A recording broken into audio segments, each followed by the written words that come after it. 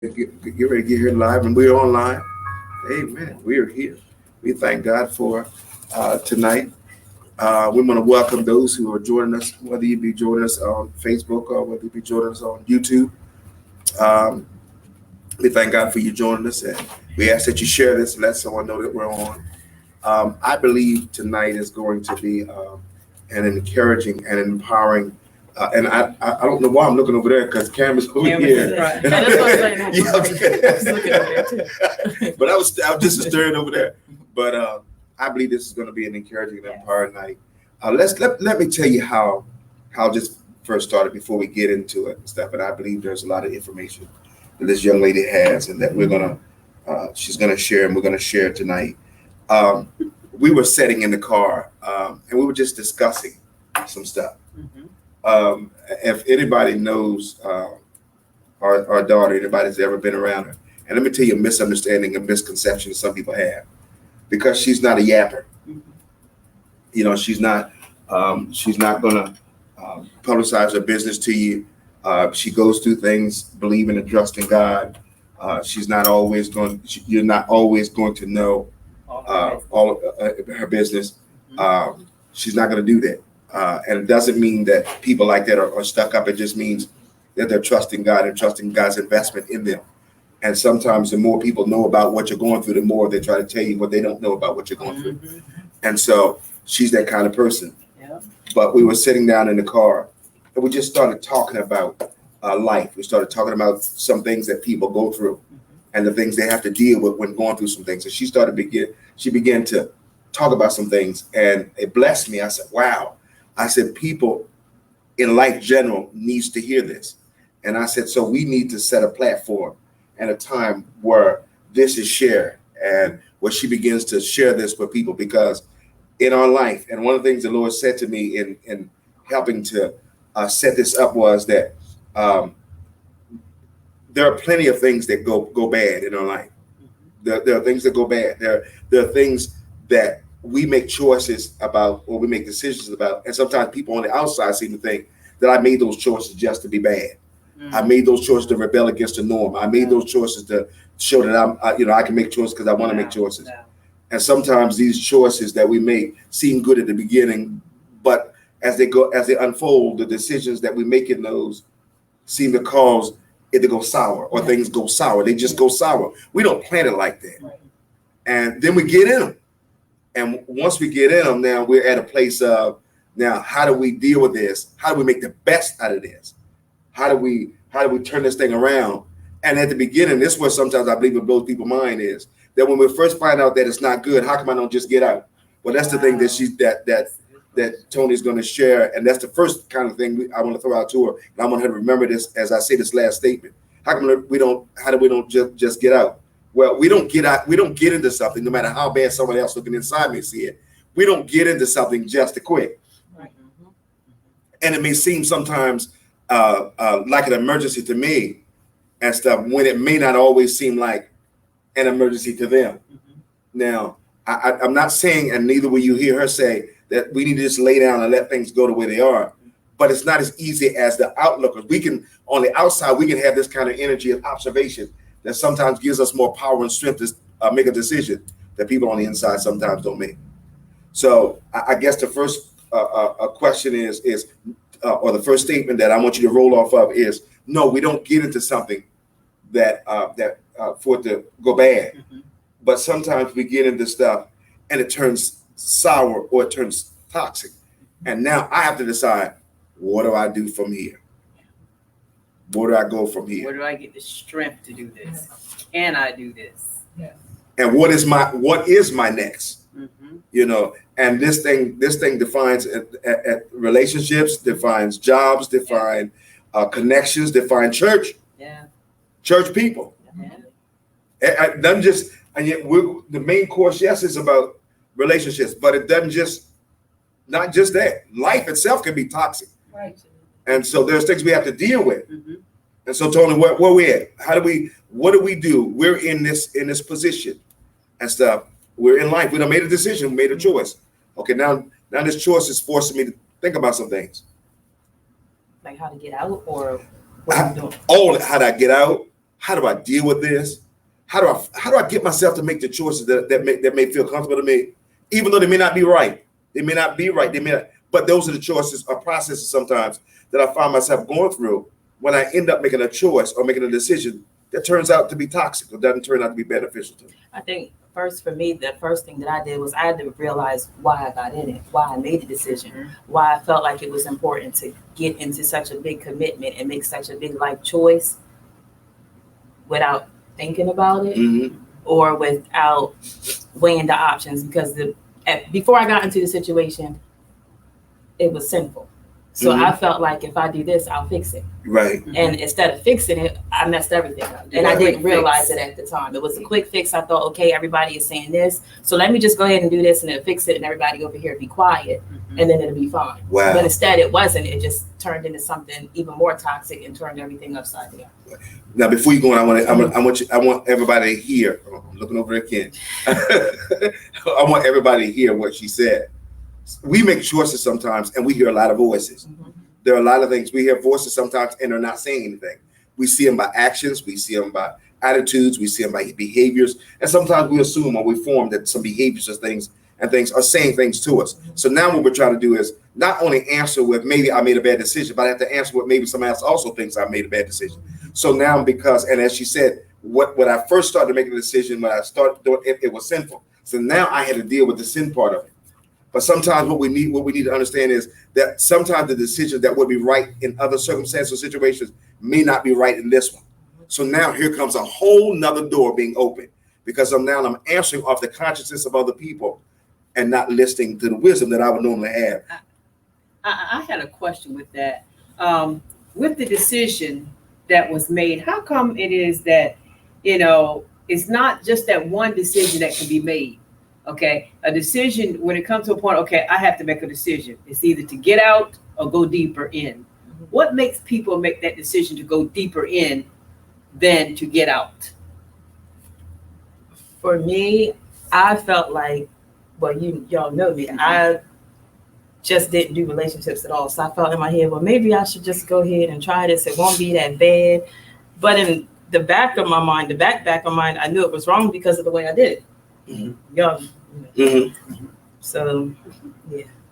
Well, you know what? I think sometimes one of the problems is, as we begin to get into this a little bit more, is I think that's where the church makes a mistake at. And sometimes we make a mistake as we begin to deal with this, because we want to come from, you're in this, it doesn't look good, why you're going deep into it. And the process sometimes is not that quick. The process is not that quick. Sometimes is, I'm in this and I don't know how deep I'm in it because I haven't tried to get out, or I haven't thought about the process of getting out. I don't think I thought about was, how can I work this thing out? How can I make it better? How can I do it and stuff? And then it comes later when we realize, ooh. And then sometimes too, in those situations, you feel like even though it's bad, it's still providing you with something that you felt like you were missing or that you needed or that you were shunning. So while part of it feels good, even though it's bad, the good part outweighs it at that time. So you feel like, okay, if I get deeper in it, the good has to get better. Wow. Okay. The more I put myself into Right. it, the more I put the good part of me into it and stuff, or however we form it in our own hearts and minds, I can make this thing better. Right. Right. Especially the more I move it away from the sinful part of it. The more I move it away from the sinful part of it to try to make it better.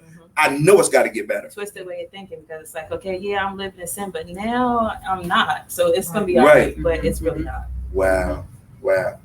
So here we are now. Then, okay, we're at the edge of this thing, and things feel okay, but they don't fit. You know what I mean? It doesn't.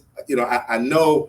I feel in my mind I may have made a bad decision, but now here I am, and now what am I thinking? What am I doing now? What is my position? What is my mindset? What is my spiritual disposition? What is my emotional disposition? How am I looking at this relationship, and how am I looking at me in this relationship now?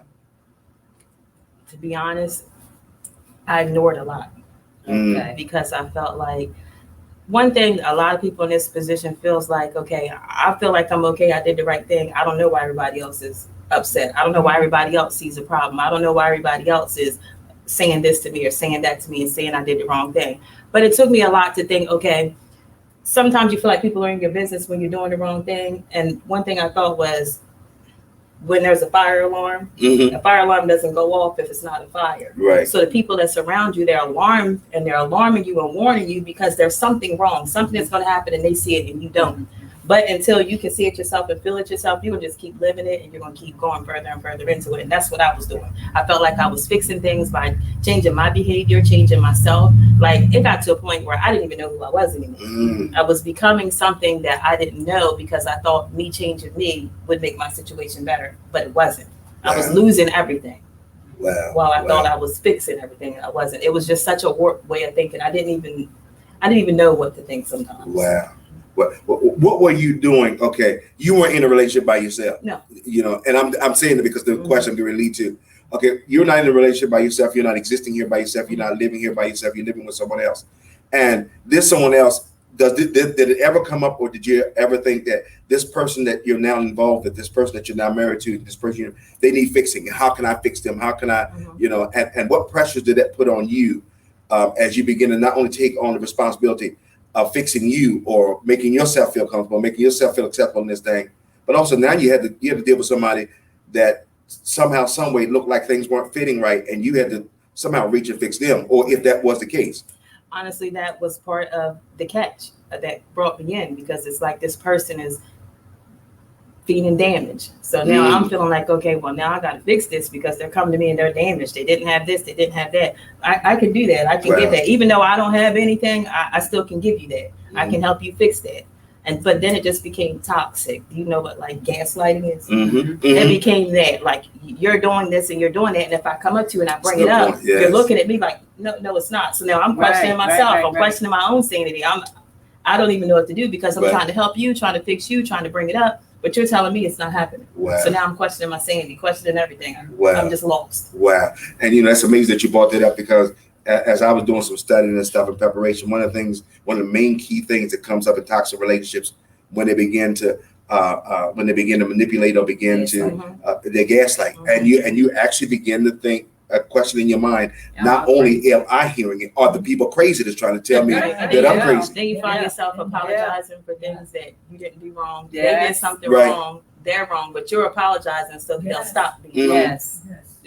And you question everything that you do. Yes, absolutely. And you question everything you do even before you do it and stuff. And you kind of warn them about corrective behavior. You know, if you want to go talk to them, you want to reason with them, you come to try to make it easier for them to accept behavior that will help the relationship to be functional and stuff and not messed up. So gaslighting is one of the most powerful tools that narcissists and controllers use in a toxic relationship to make the other person feel responsible for what is going on, not only in the relationship, but what is going wrong in them. You know, you see me doing this, but that's not me. You think I'm doing this because that's what you think about me. You always think bad on me. You don't ever think anything positive. How am I supposed to be a good husband if you don't ever see anything good in me? Wow. So now I'm sitting here thinking, okay, so what am I supposed to do? Just be quiet and let you grow into what you say you're growing into, but I can't speak on it because that inhibits you. Wow. So here you are, you're married or you're in a relationship and you're already making excuses for someone before they even do something. And you dare not say that they're doing something that you know they're doing, because then they're going to say, see, this wouldn't happen if you didn't say that was like me. So your job is ignore that I'm dysfunctional right now. Let me be dysfunctional until you're so dysfunctional that you deny that I'm doing this. And that's what gaslighting does. It makes you become just as dysfunctional as they are in treating you in this relationship. So here you're in a relationship and you're saying, look, this is going on. This has to change. And they're looking at you and saying, okay, fix it without me. Wow. Fix this without me. But you need him to play a part. Absolutely. To fix it. And you can't make him be accountable. You can't make him take any blame. You can't make him take any role apart because he's not wrong. He didn't do it. You didn't see it that way. Wow. It's all you. Wow. You're the problem. You're seeing it wrong because that's not what he's doing. Wow. And this is most important. And I told him, I want you to roll. Whenever you get, just roll. If it's something else you want to bring up, just bring up. This is most important because I want to bring all this in the pot and stuff. And then I want you to go ahead and roll as you. But what makes this most important is now Tony didn't go into this relationship, and she didn't go into this marriage by herself. She had a son. She had a child. So one of the most things that we always have to be aware of is that whatever you go into, whatever connection you're going to, and let me just cover everything, because I don't want nobody to think that it's not just about relationships, it's about everything that you go into. When you have someone else that you're responsible for, it's harder when you bring someone else in your life that you become even more responsible for. You know, if you're on a job that's dysfunctional and toxic, you're gonna bring it home. It's gonna make you handicapped. If you have a friend that they're always needy and stuff, and they never can stand on their own 2 feet, then you're more responsible for them too. If you bring somebody in your life and stuff, and you try to build a life with them, and they can't stand on their own emotional feet, then you become responsible for them as well. So now what happens is there's a battle. Somebody's gonna fight for something that used to belong to somebody else, or something that didn't belong to them. So now you have to make a decision. So where are we at? How do we deal or balance this kind of relationship out, where it looks like everybody's always fighting for something because they think somebody else owes them something? And then when you bring them to a question about why do you owe this, then now you treat me like you don't love me. But you now treat me like everybody else treats me. All of a sudden, I'm the victim. Mm-hmm. Everybody else turned their back on me. Everybody else let me down. I guess you let me down too. Yep, and that's the reverse. That's that reverse psychology, because now it's like I don't want to be that person. I don't want to be the one piling on that everything, all the pain that you've been given. I don't want to be who left you. I don't want to treat you like them. So I'm not going to do that. Whatever you need to go through, you go through it. I'll just sit here and take it. Wow. Wow. So you sacrificed. Yeah, so that you can be okay. I don't want you to feel that hurt again. So you can be okay. So I'll just take it. Wow. I guess there are a lot of people that are in types of relationship that feel that they have to sacrifice for the relationship, so the other person can grow up to where they need to get to. And then when they grow up to where they need to get to, then I'll be better. But the only secret is they're not really trying to grow up there. Now people can be actors and manipulating. They are satisfied where they are. Absolutely. The only problem is that when you sacrifice for the other person while they're claiming to get to where they get to, by the time they get to where they get to, you don't sacrifice so much you have nothing to do. Yeah, you don't even look the same. You don't even act the same. You don't even feel the same. Absolutely. Sis Veronica, you had a question? I was just saying the same thing like Tony was saying. Like, in my situation, was you just like my mom, you just like my grandma. You doting on me, you making me feel less than a man, or you listen to everybody else and you don't never listen to me. And then I, like says Tony, lost myself because I try to fit in to make them happy, because they always feel like everybody's letting them down. So I didn't want to let them down. I want to misfix it. It's amazing how we can become servants to other people's dysfunction. Yes. And again, that's across the board. We can become a servant to somebody else's dysfunction. But here we are now. We're in this relationship, and we know, that some change has to happen. Something different has to happen. Now, how that change comes about and what that change looks like is a whole different story. So now here you are, Tony. Now, in your mind, you're trying to fight to find some semblance of what life needs to look like, but you're not trying to mess up what they think life needs to look like. So here you're in a battle. So now, Tony, what's your fight? What's your battle? What do you do here? I mean, when you're in a battle, it's on your mind and it's in your heart to go and voice and say what it is that you need, what it is that you want, what it is that needs to be changed. And I did that many times. I did. But it didn't turn out the way it was supposed to. It turned negative. So if I say, I need this to change, I need this, this, and this, because this isn't going to work, the other person would just check out. Wow. So it conditioned me to think, okay, every time I bring something up, this is going to be negative. So I can't bring it up anymore, because if I bring it up, that something bad is going to happen on the other end, which was manipulation again, because it was him conditioning me to say, you can't say anything about anything I do, because if you do, I'm going to do this, and you don't want that. Right. You know, it's so amazing. So many times we've given men a pass to not handle stuff. You know, I can't talk to my husband because as soon as I start talking about bills, he checks out. If I start talking about what's going on, start talking about things that goes on. So what does she do? She puts all the weight of the whole family in the house on her shoulders and carries it and stuff while resenting him and stuff, and then resent herself after a while because of all the things she's done to herself while trying to keep the family together. And this man doesn't want to hear anything. No. The funny thing about that was I was in that situation where I had everything on my back, but then I was told, you won't let me be a man, I can't be a husband. Wow. So I'm like, I had to figure it out, and I didn't know how to figure it out. You had to make a choice between seeing everything go under versus hearing you're the problem. And it got to that point where I was like, okay, if this is what I have to do, then this is what I have to do. And when I did that and let it go, everything did go under. I lost it. I found myself. But you're supposed to be the nothing. man. Could you say that to them then? I did. Oh, okay. I did. But it didn't why get is this anywhere. happening? You know, when I was carrying it, we weren't losing this, and this wasn't being cut off. But then when I stepped back to let you do what you say you're trying to do, all of a sudden everything's lost. Everything's lost. Most men in this situation have a selective definition of what a man is. Oh, You know, their definition of what a man is that when I tell you what I don't want to hear, don't say it. When I tell you what I don't want you to do, don't do it. When I tell you what offends me, then don't do it. What so he offends wants me, a puppet. and then apologize. No, he wants a strong woman, but he wants her to be strong to everything outside of him. He doesn't want her to. He doesn't want her to face. Right. He doesn't want her to tell. Don't tell me my weaknesses. Tell yourself where you're not doing strong enough to make me a strong man. Tell me where you're not. Where you're not coming up to the place to make me a strong man. And stuff, because I'm coming to you. I told you when I first came to you, I'm broken. I told you when I came to you, I'm messed up and stuff. I told you I'm already coming to you to make you my nurse. So Wow. all I need you to do is be strong as you can to keep the house together, but then don't try to pull me in to be a strong man to help you.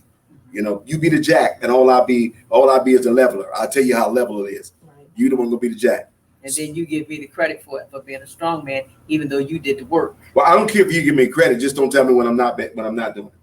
I don't really care unless I ask you for something. I don't care if you never say that I'm okay, as long as you don't say I'm not okay. Right. As long as you just keep on doing what's necessary, I'm all right. But here we are. You know, you almost don't know what to say because anything that you say could be taken the wrong way. Right. But you know there's some things you need to say. And so when does it come to a point that where you just stop saying things? You just don't say anything. You just all of a sudden you're here and you look at them, and in the back of your mind you're shaking your head, but you don't shake your head physically because you know they're gonna take that as you're saying they ain't something. So now here you are. You realize I'm not gonna say to this man. I'm not gonna say, or if it's a woman, a man saying to, then I can say to this woman, who husband or wife. Now here you are. How do you function with the solids? Not from what they don't say, but what you know you can't say, and you don't say anything. You just function.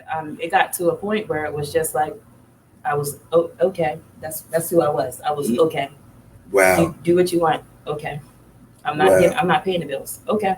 So you checked Wow. out. Yep. Wow.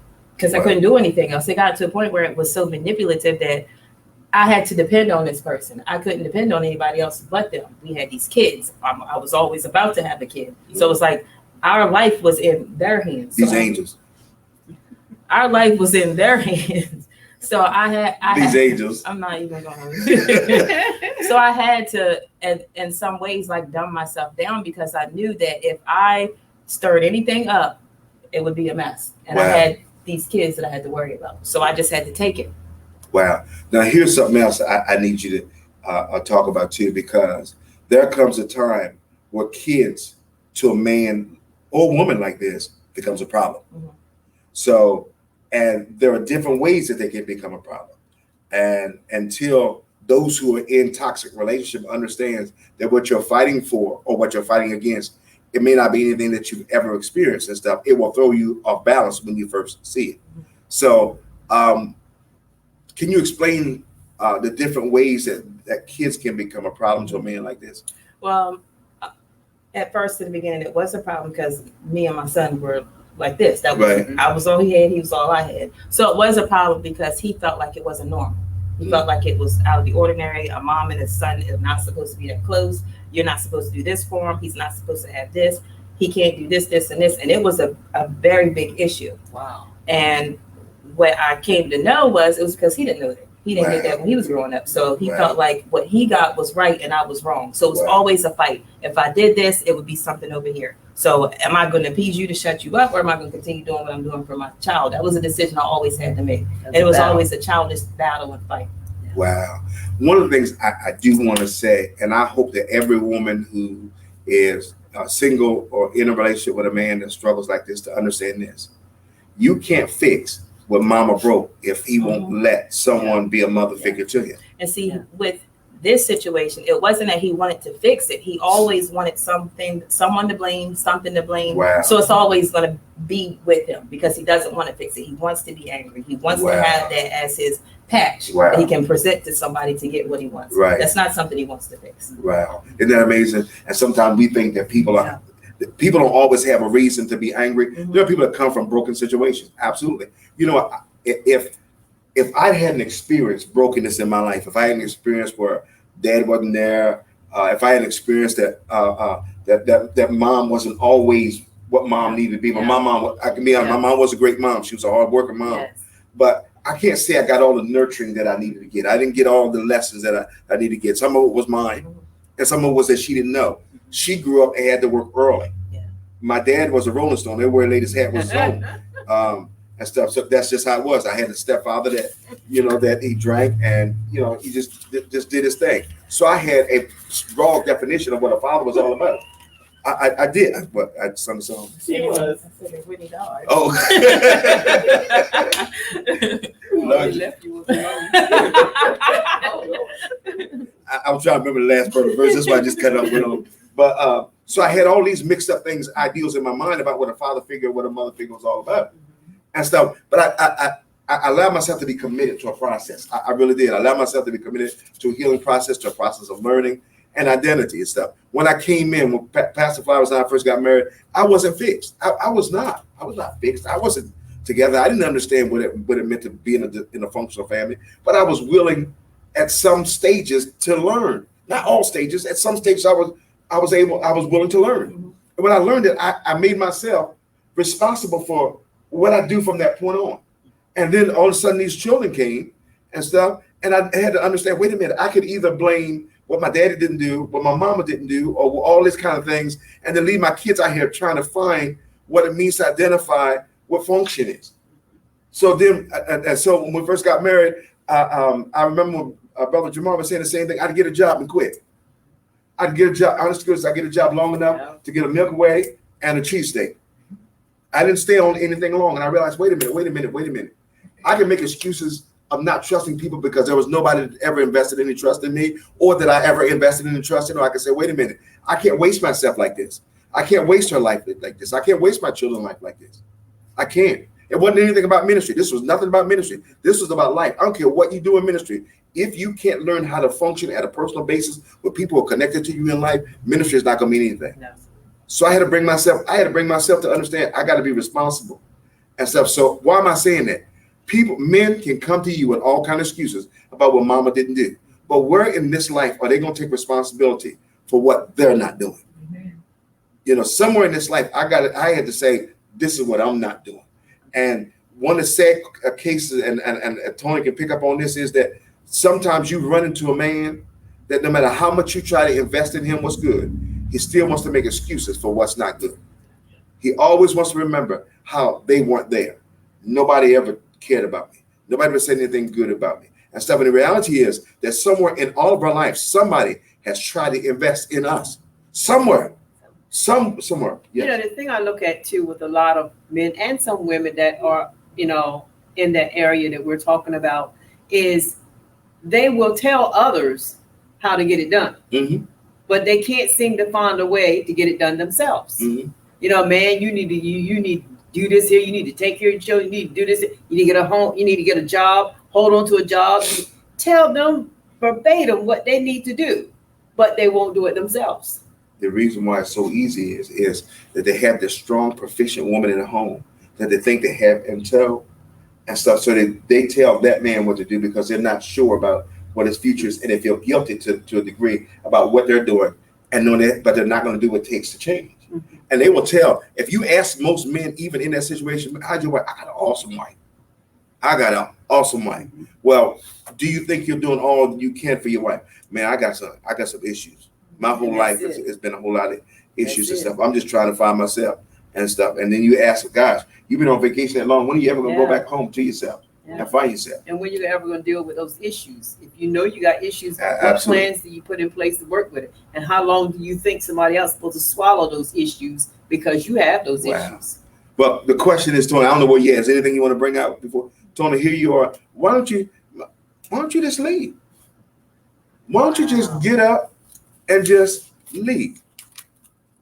I mean, it's really not that easy. First, it's you put yourself in this situation, knowing everybody else thinks that you shouldn't have did it. So part of it is pride because you don't want nobody saying, I told you so. Mm-hmm. Like, I told you so. I pushed you right over the ledge after you lost everything, you dropped everything, you feel so hurt. Somebody saying, I told you so is going to push you over. Yeah. So that was one thing. It was pride. I didn't want anybody saying, I told you so. I felt like I can't fail at this. I've got these kids. I decided to get married. So I'm just going to try as hard as I can.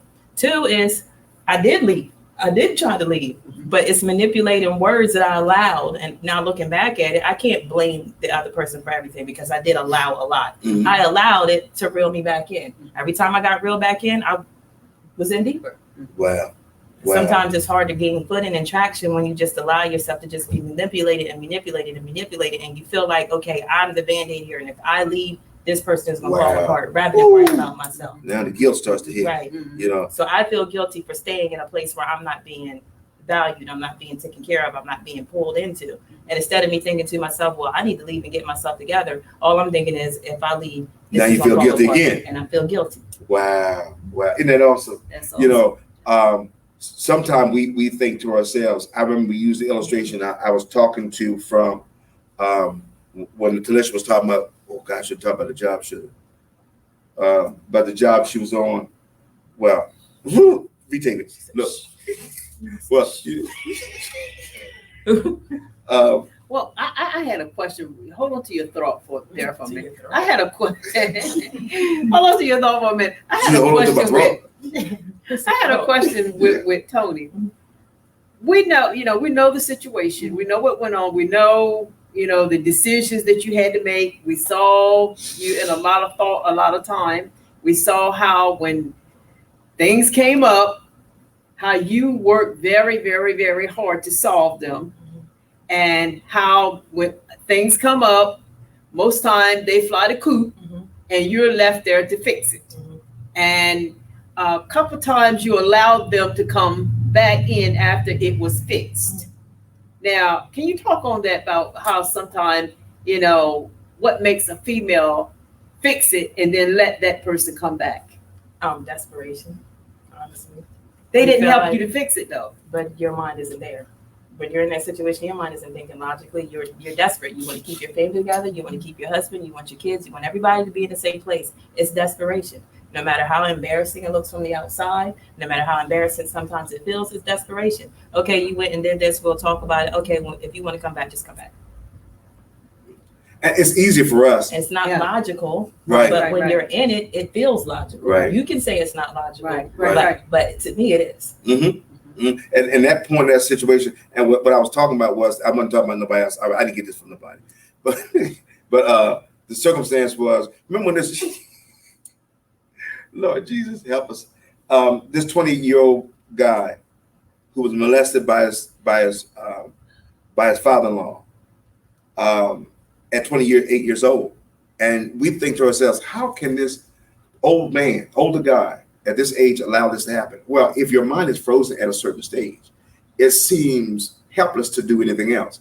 Sometimes when we can get into relationships where we've been, what's that word again? Kitchen sink, all that kind of stuff. What we was talking about?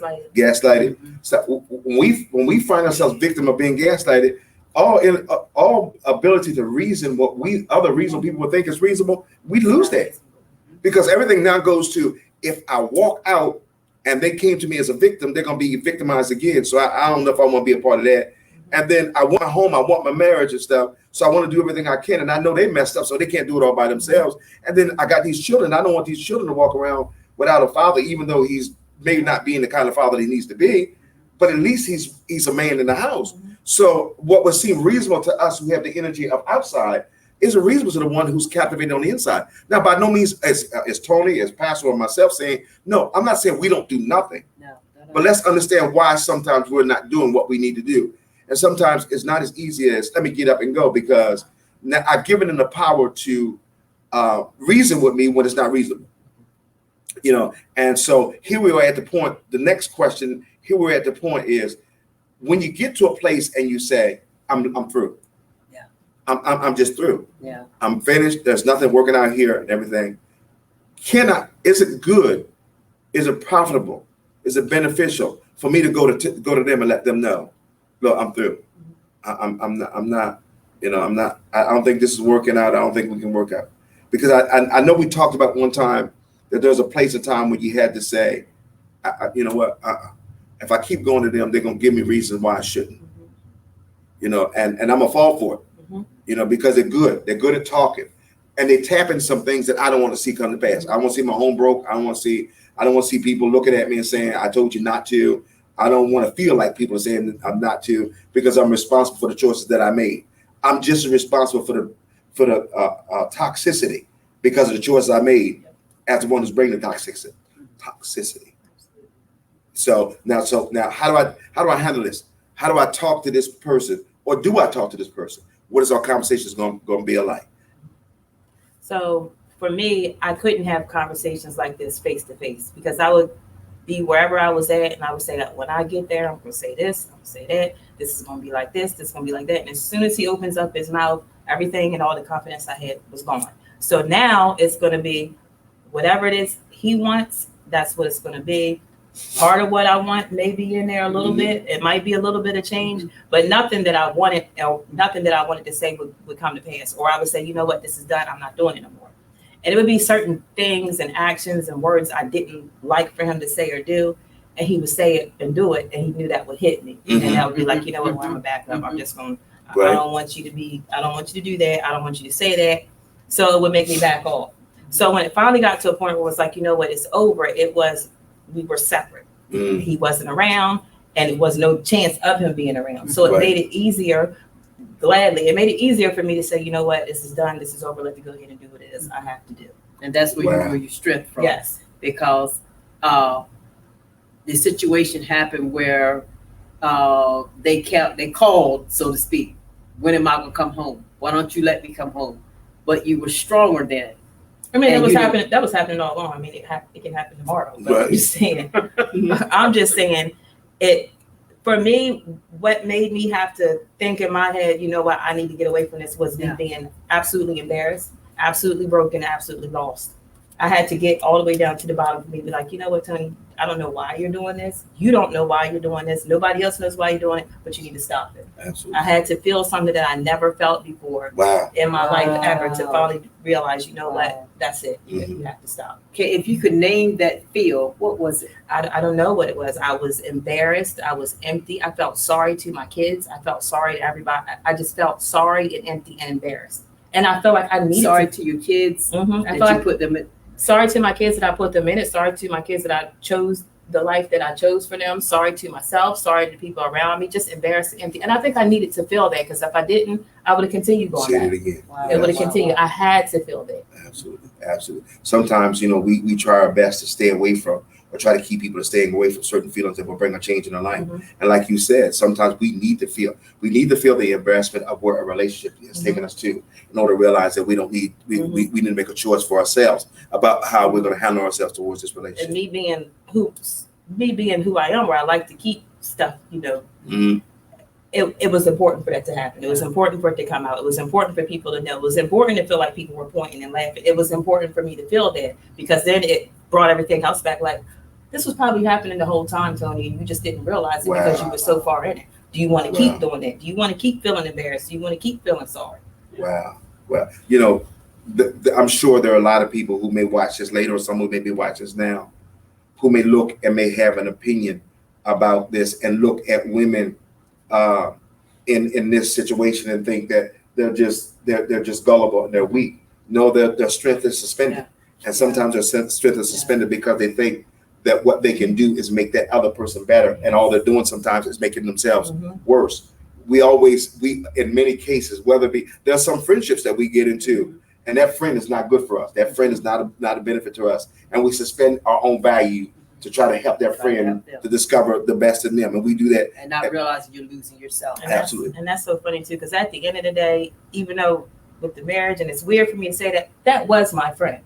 So I felt like, okay, this is my friend. I have to make sure he's okay. Wow. I can't let him be hurt. I can't, because he came in, it was like, I've never in my life had somebody care about me, somebody think about me, somebody do this. If this happens, people always leave me. So are you going to do that? It was like one point where something was getting ready to happen. He was about to go away, and he was like, well, I know you're going to just leave, so I'm going to just leave. And that was like manipulation, because then I was like, oh, no, I'm not. You don't got to leave. Don't leave. I'm begging them to stay when I should just let them go. Wow. Yeah. Hypersensitive, faithful people need to get healed before they get in relationships. So you had to prove that your loyalty was stronger than what he was trying to allow it to be. Absolutely. Why do you have to prove anything? That's a hard question, because it's not from the standpoint of prove. I guess you can use that word prove, Prove I'm but not like I just everybody want to else. show I'm not gonna let you down. I want to show you that when I claim myself a friend or someone that loves you, that I'm gonna be there. But sometimes we don't recognize because of how much we're sacrificing and how much we're closing our eyes and ears to, that we're sacrificing more than necessary. We're giving up more than necessary and stuff, and so it takes a whole lot of giving, and we're ignoring that there's not a whole lot of receiving. But here's a question I want wherever we want to go back to. Here's another question I want to throw at you, because we talked a lot about guilt. We talked about guilt where it looks like, maybe, but some may even say, I quit you. And then the person comes and say, no, don't quit me. I'll try. I'll do better. Okay. And they take 2 steps forward and they bump heads again. And then before you know, they take 3 steps backwards and broke up again and stuff. But we feel guilty. And then we make that final breakup and stuff. All the other things in between, we probably need to hit as well. But the guilt, I think sometimes that is most detrimental to the person is the one that is guilty and said, God, I wish if I could do that all over again. I often think of that. I would do it differently. I often think of that. I remember the exact day that I met this person, and I was like, I just wish that day it was just a different attitude, just a different interaction, and maybe things would have turned out different. All the time I think of that. Right. I feel guilty because of all the time I wasted. Just it's just a lot. Sometimes I don't feel as guilty as I did anymore because the guilt is toxic. So I don't feel as guilty, but I felt Unless you get healed. yes, absolutely. That's why I can speak about it. Yeah. Right. But I felt very guilty because of the time I wasted. I felt guilty because of the kids. I felt very guilty with Jaden, my oldest child, because I felt like, did I damage him some? I felt really bad. Did my decisions damage him at all? And he's not the type of child that talks a lot. So he's not gonna be like, well, this happened and I didn't like this, I didn't like that. He's the type of child that's like, it's okay, Mom, it's all right. Wow. But still sometimes in me, I don't know. Wow. So I feel that was the biggest guilt was, did I damage my child? Wow. Well, I hope whatever situation that we're in, that we're really thinking about that. Sometimes as parents, what we try to do is I'm just doing it not to wipe the sweat off. Sometimes we try to close our eyes to things that we take our families through, and we just hope and we pray that maybe this does not damage our children. And sometimes it may not. Sometimes they may go through, but there's sometimes that there may be some damage. There may be some issues that's left. There may be some residue things left and stuff. And then we never know until sometimes, even after a while, we begin to talk or pray, that child comes to you and they begin to reveal some things and stuff, but we don't know. But here's the thing, the reason why I asked that question. One of the worst things we can do to ourselves is wish we could do it over again and do it differently. Because the reality is, and this is the hard fact that sometimes have to slap ourselves in the faces, you can never do that again. I mean, you can never have that do-over. Whatever mistakes, whatever bad relationships you went into, whatever choice you made, whatever bad man you choose, whatever bad woman you chose, that's a part of your history that teaches you now and stuff. You can't feel guilty because you made that you know what? And I know some may think I'm being religious. Ooh, that was part of who you are now, not who you were then, but who you are now. And stuff, and that makes you more qualified to say to people. Now, there's a lot of people that went through bad relationships and they made some choices and stuff with their eyes wide shut and stuff, and they made bad choices because they thought they were better than what they were. There are other people who thought they could be better for other people than what they could be. These are the people I'm talking to. I'm not talking to the ones who just thought there was a can of soup and with Campbell's on it.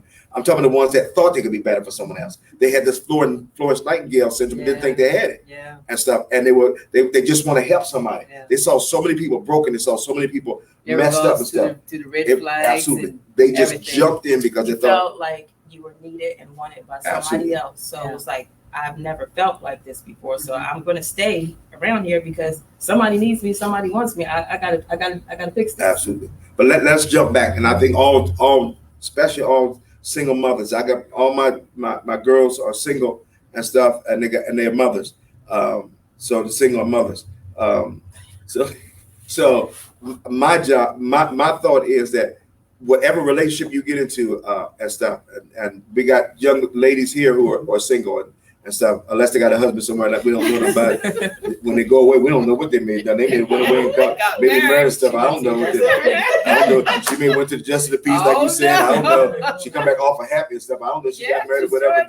One day she stand up and testify, say, God, she had no trouble. Come on out. Loose her and let her go. And stuff. We don't know. She might stand up in the testimony service. I thank God for my husband and stuff. And then look at us like we both clap our hands and stuff. But whatever you do, and you can speak on this because you open this thing. Whatever you do, recognize that you never go into a relationship by yourself, because you're introducing somebody to your life and to the one that you brought in life, to your world, that's going to have an impact on everything that you love, everything that you care for. They're going to have an indirect or direct impact on that stuff. And after it's all over, every relationship that we go into that is not successful. Some relationships you go into is going to fail. Some you're going to go into, they're just not going to make it. Can I be honest with you? We said this some years ago. All marriages are not going to make it. Don't kill yourself over it. Don't ridicule yourself over it. Pick yourself up and go on. Don't always make it because I made a bad choice. Make it because I made a bad decision. And the decisions I made and the choices I made in this decision sometimes caused me to be toxic or caused me to be a part of a toxic situation. But I did it. It's over. Let's go on. But now I got to clean up some pieces. And when you brought that up, I hope a lot of mothers think about this, that don't just come out and the only one you bring out is you, and not understand that there's sometimes some people get caught up in the net, and we have to wonder and figure out to ourselves. And that was a profound statement and stuff. Did my son get hurt by this? Did my child get affected by this? Now, when they see me go into another relationship, now here's the thing we need that really help with that when they see me go into another relationship, will they not trust my choices? Not because they don't believe that I can make good choices, but because of what was left in them from the other one. So I got to make sure I clean that out, because I want them to be part of this. I don't want my son, just hypothetically, I want my daughter, I want my child left out of this process as we begin to develop this relationship. And I don't want them always mistrusting someone that I've learned to trust, that this is a better person, that this is a person that we can trust. I want to be able to bring them in this trust. And if we never evaluate how did they get hurt in this process, we will never be able to bring them in it when it's time to cultivate the better part of this relationship. So it's a different thing. Yes. If that be the case where they did get broken, and part of how do you, and they tell you, but sometimes you think it's manipulation, sometimes I think it's real. But how do you get past the point of trying to help them if you did kind of ruin them? Because I kind of think I kind of ruined him with my marriage and the other one. Xavier, he was at my mom's, and then the second one, he was in school with my daughter at the time. So I never really had to push him off like I did Martis, with thinking I was doing him a favor. Go ahead, enjoy yourself. Go ahead, do what you want. Not knowing that he was getting hurt in the process, and now I hear it sometimes, but I don't know exactly what it is. Good question. One of the things that has to happen is, and it's the process, like Tony's showing here tonight, and like I've said it to you, I said it to all of us, and that is, I can't heal him until I show that I'm strong. And I gotta show, and I'm gonna say this word, I gotta show him, because he thinks my children can think in being broken like this that I'm needy. I need to show him. And I don't mean that in a downplay. I'm just, my child needs to understand. And what would he get, or what would my child get to think that I'm needy? Because I put up with things that I would not, that they've never seen me put up with before. And if somebody put more emphasis on wanting a relationship, no matter how ragged that relationship is, because I wanted someone to love, I needed someone to preoccupy or occupy my time. My child needs it. That broken child, that child that got lost in this process, needs to understand, I'm not that needy woman anymore. I'm not that needy woman who's gonna put up with a whole lot of mess, a whole lot of pretension, a whole lot of you ain't gonna just tell me anything, because I know what I'm worth. I understand my value. When they understand that, and they can see that you're developing and stuff without a man and stuff, except Jesus, when they see you developing, you can go into healthy relationships. You can have healthy conversations and stuff. And every man that comes up and stuff that would normally, that he would think would normally trip you, don't trip you. Hey, hello, how you doing? Good to see you. Food line is good. I'm going over to Walmart and stuff. And you're good. And that starts the process of them trusting their heart and attention back to whoever you bring into our life. Whoever you bring into our life will be beneficial, not only to you, but be beneficial to what we have. So now I can leave mom home, or I can leave mom by herself, and I don't have to come home and then her head's dropped, or I feel the atmosphere is so thick because she's feel destitute because he hasn't called or he hasn't done what he need to do and stuff. And all I do is hear her complaining about what he's not doing and stuff. That process starts and stuff when you start to fill your confession, your day, with how valuable you are and how strong you are and how you came into this. You're not always coming from something, you're coming into something and stuff. And I mean, in all reality, sometimes it has to stop coming out to coming into something. And I think one of the things that made one healthy, and one of the things that make your children healthy, is that mom identified what our relationship is. That, if someone comes into my life and stuff, if someone's dating me, they understand what part of the line they're in. One man said that she spends a lot of time with her children and stuff, and all she does, she's best a lot of time with her children and stuff, because they understood that she made it clear, you're somewhat, it's God, it's me, it's my and us children. Then you can come down one line after that, and that's how we do things. And if we can't keep that stand and don't make them understand it, you'll always be sacrificing relationship from the people that need you the most and stuff. So, but that's the key. Yeah. And then why did they say it when they're angry? Because they were angry when you were doing it. Does that make sense? Yes. And so now they get angry and they feel like they were back then. So they say what they say when they were angry now, how they were angry then and stuff. So, but they're not living back there, but that's what they're doing. They're trying to avoid something. What you wouldn't hear. You know what I'm saying? When we're in these situations and stuff, we hope that we get hear, or that we would hear the cry of our children, but sometimes we don't. Sometimes we don't hear them crying. Go ahead, especially if they're older. It's kind of harder if they're younger. We probably won't ignore the cry, but if they're a little bit older, we come on, boy, go ahead now, or girl, go ahead. But but the thing is, now I'm showing. I'm going to demonstrate myself strong. Do I want a husband? No, not me. But do you want a husband? Yes, you want a husband, but I don't need one. I don't need one. What can God send me one that's beneficial? Yeah, but I want to be beneficial to him too, and he's going to have an ear. Yeah. He's not just going to have a body. He's not going to just have an eye. He's not going to just look at my daughter and say, man, she's pretty. He's not going to just notice how pretty he is. What is her design? What is her cause? What is her purpose? And what part do you play in this? Exactly. If I always have to tell you what part you play in this and stuff, and the only thing that distracts you is what I look like. If that's the only thing that distracts you and stuff, then no, you're not the one. Because I'm more than just a body and stuff. So, but anybody want to add anything? Huh? No, for real.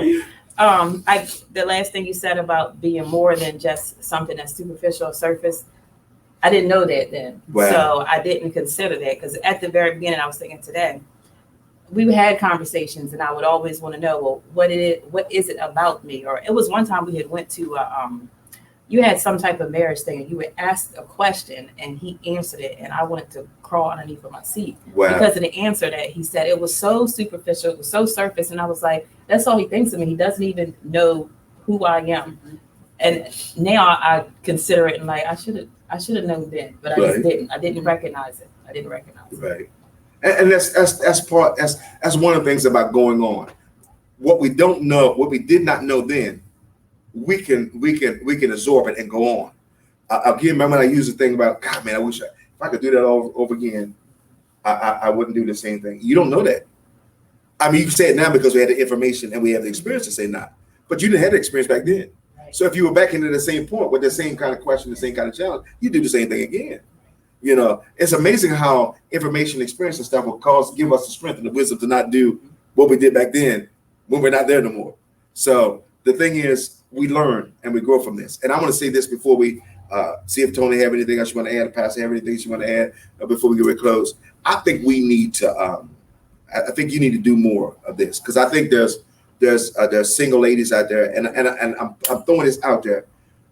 If this has been beneficial to you, share it. And if it's been beneficial to you, drop us a line and let us know if you want to hear more stuff like this. Geez, well, I'm looking over there. I sure was, wasn't I? If you want to hear more stuff like this, because we do have to deal with it.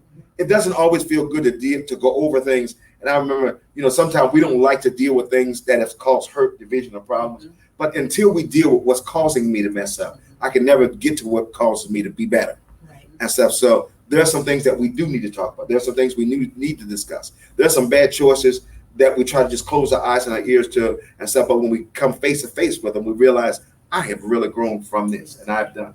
But one good thing too that she pointed out is she took responsibility. You know, she didn't just take all of the things Absolutely. and place it on the other person. She took responsibility. Plus, you know, she said to a point, she said, I made some bad decisions, but then she can also say, and then I made some good decisions. Yeah. You know, Yeah. I began to work towards the good decisions to turn things around for myself and my kids. Absolutely. I couldn't wait for somebody to come and say, I'm sorry. I couldn't wait till somebody to come and say, well, I'm grown up now. I had to make a decision. Absolutely. And so that's the thing that I look at with her. She took Absolutely. responsibility. It was embarrassing, but Mhm. she took responsibility. She came to a point where said, you know, I can make some changes. I made some bad decisions. Yes, this was a bad decision. That was a bad decision. But guess what? I also made some good decisions. Absolutely. Absolutely. And that's the part of going forward. Anything else you want to? I do want to just say, when you were talking about the kids and the guilt thing, for me, it's a different perspective with Jaden, and why I felt like it was so bad with him was because I didn't consider him in anything. Wow. Jaden went to school and came home, and his mom was married, so I didn't consider him. He didn't have a chance to know mom is going to make this big decision that's going to change the rest of your life. I never considered him when, okay, I'm going to move here. I didn't ask Jaden. He wasn't considered. And even the other party, to him, that was another playmate. So it wasn't like it was, Wow. it wasn't like he was getting anything negative. The negative was coming from me because I was changed and I couldn't be the mom that he was used to. Wow. So he wasn't getting what he used to get. He wasn't getting my attention. He wasn't getting me being there and us doing things and having just that fun, carefree life because he was a boy and I was allowing him to do that. That's the damage that I felt like I was giving him. So now I've become what I used to be with all of them. But that's what hurt me the most in the guilt was because I never considered him. I didn't consider him at all. Wow. You know, I think sometimes, Tony, and I think all people need to consider this. You know, we can raise our children, we can raise them well, and they get to a place where, you know, we feel they understand who we are. And then we get into a relationship, and we have to be careful that we're not trying to get our children to make room for us to have a relationship, and not the relationship to make room for us to be a parent. Mm-hmm. See, because if this doesn't work, if my relationship doesn't work out, I'm always be a parent. Mm-hmm. If my relationship does work out, I'm still always going to be a parent. So what we have to be careful about is not be so preoccupied with developing or walking into a relationship, and even especially becoming. This is most important if you come into marriage with a child. You can't excuse that child from that marriage or from your life. It's not because you're trying to build a life with a person that you just married. Especially if you hadn't. You said that I thought that was awesome too. You never even considered this child. She said something that was so profound. Child went to school. Jaden went to school, came home, and somebody's added to his world. Yep. Now his mom is no longer Miss Flowers. She's now Mrs. So-and-so. I won't say it. She's Mrs. So-and-so and stuff. And he comes home, and now listen. And this is the thing that I don't think we think about. Not only is the dynamics of the house changed, his mom's name will change. Yes. She is not who he identifies. We're not the same anymore. Right. Wow. Yes. Yes. Mine is not the same exact situation as Tony as far as me being married and changed. But mine was like, mine was 16. So he in school and it's like, he going on by the business, I'm telling go, just enjoy. And then when the teachers called me finally to say, oh, Marcus is failing. I'm like, Marcus, you failing? Oh, Mom, you ain't asked me for a report card all year. We're on our second semester. And now you want to say something to me about failing? So that I was embarrassed because I didn't ask him about a report card. I don't even remember what a report card time was. I never asked. I was just enjoying myself, just doing what I want to do. You know, Mom, now you want to say something because the teacher said something. You didn't ask about a report card all year. Think about how small I felt. Absolutely. Sometimes life can pass us while we're trying to build life. Then when life steps us in the face, we think, "Ooh, this was going on." You know, it's so much to talk about this that I don't want to just do one and then stop, because there's so much to talk about. And I pray that go ahead, babe. When you look at the dynamics of relationships, you know, it's got so many fragments, and to forget one of the fragments or to not minister to one of the fragments, it can cause a detriment. Absolutely. But you know, piggybacking off Sister Veronica's neglect. No, Sister Veronica's statement that she made here. Can you imagine your child going through a dilemma in life, and you're so busy with life in your dilemma that when your child comes or when someone else warns you of what happens to your child, and your child looks at you, and I'm not, that's good, we're moving on, and someone calls and tells you what's going on with your child, and then you question your child about what they told you, as if you thought they should have told you. Right. And the child says, I'm adding words to try to fill in some filler. If she asked him, why didn't you tell me you were failing? He'd look at her and say, why would I tell you? You wouldn't listen to anything else I was telling you. You know, like when she said, are you failing? And by the report card, and he says, well, you haven't asked me for a report card all year long. Why you asking for one now? We never, in all the things that we do in our developmental relationship, never leave a hole that it makes our children feel like we're not concerned until the concern embarrasses us. Yeah. You see what I'm saying? Does that make sense? To the concern embarrasses. That's what I was thinking when you were saying that, you know, sometimes, you know, even what we're talking about tonight, it's like you come to a point where you flip over backwards to make sure this one know you care and that you're there, but you forgot that the other one, your child, is thinking that you don't care and that you're not there and that you're changing. Absolutely. Listen, we not this Wednesday coming, but the Wednesday after next. I want to do another one, but I want to get to the part about let's have the conversation. You know, where you start to talk and you start to have the conversations. What goes on in these kind of conversations? What do you say to this person, or what you don't say? What do you say to yourself? What kind of conversation do you have with yourself leading up to a conversation that you believe or think will either fail or not fail when you're going to this person? So we want to talk more in depth about that. Was there any questions up there? I can't see it from here, Tony. I don't know if it's any. I don't think so. Okay. Just people saying that. Coco and Shanika and Shay. Okay. I think another conversation should be added to the topic too is when you're in a relationship with a blended family, your kids and his kids, and the way that they should be handled, and the way that they want you to handle their kids versus the way that they handle your kids. You understand what I'm saying? I think that topic should be talked about, because we find in relationships a lot of times there's a big problem there. Now, in your situation, I don't want you to talk about it, because I want to talk about it I want you to talk about it on the next broadcast. When you got married, they had children, and situations came that almost made responsibility. They started coming to you, or they started reaching out to you, talking about some of the children. Yeah, but that was honestly after we were done. Right. Wow. We didn't have much interaction. Wow. It was after. Wow. Well, we want to talk about that on the next one. We got the next. We want to talk about that. I think this is important. I really, really do. Because it not only helps those who have to deal with it, but those who out. What you do after it's over, after you've said it's enough and stuff. So, any questions before we close out? I think this was good. I hope people enjoy this. Please do us a favor, share it and stuff. Be quiet, computer. Share it. Please let somebody know. We got the next, not this Wednesday coming, but the following Wednesday.